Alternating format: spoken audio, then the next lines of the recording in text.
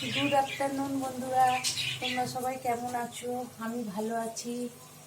আজকে আমাদের দুপুরে কি রান্না হচ্ছে।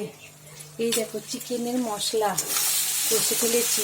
পেঁয়াজটাকে ভেজে নিয়ে হলুদ গুঁড়ো, লঙ্কা গুঁড়ো, আদা রসুনের পেস্ট, জিরে গুঁড়ো, তারপর কাশ্মীরি লঙ্কা গুঁড়ো, সস সমস্ত কিছু দিয়ে মশলা কষিয়ে ফেলেছি। এবার কষা কষা হয়েই এসেছে। কষতে কষতে একটু কষে নিই ভালো করে। কষে নিয়ে তারপর এই দেখো, এই চিকেনটাকে ম্যারিনেট করে আগেই রেখে দিয়েছিলাম। লঙ্কা গুঁড়ো, নুন, তেল, দই, টক দই, তারপর আদা রসুন, জিরে গুঁড়ো সমস্ত কিছুকে ম্যারিনেট করে রেখেছিলাম। এই ফ্রাই করে দিয়ে দিলাম। ব্যাস, এবার এটাকে কষতে থাকবে।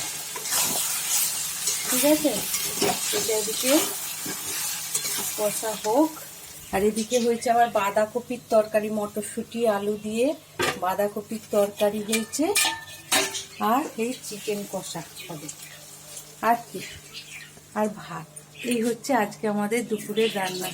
তোমাদের বাড়িতে কার কি রান্না হয়েছে আমাকে কমেন্ট করে জানাও। বাই বন্ধুরা, আবার পরে দেখা হবে।